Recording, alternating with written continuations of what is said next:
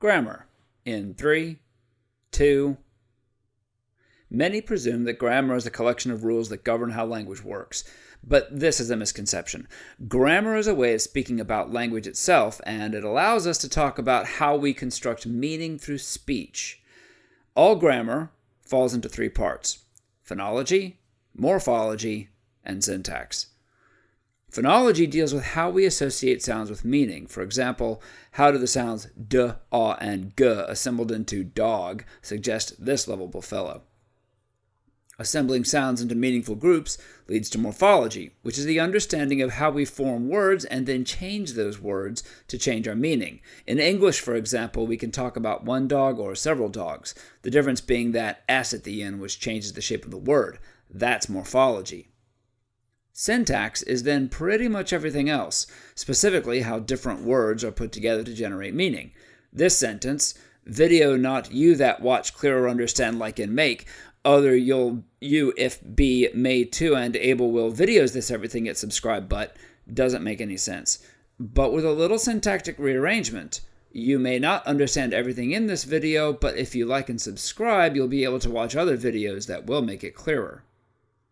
All grammar deals with 4 basic principles: action, person, quantity, and quality.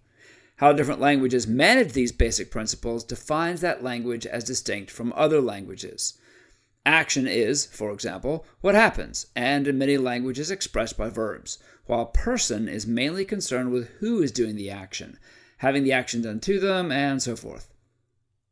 Quantity is how many things are involved, whether singular, plural, dual, and so on, and it's often talked about as grammatical number. In English, for example, verbs and nouns both express a singularity or a plurality.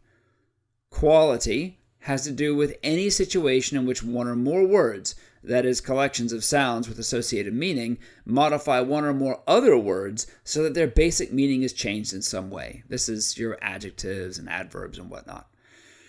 There are many different kinds of and approaches to grammar, but all grammar manages these 4 principles in these 3 parts.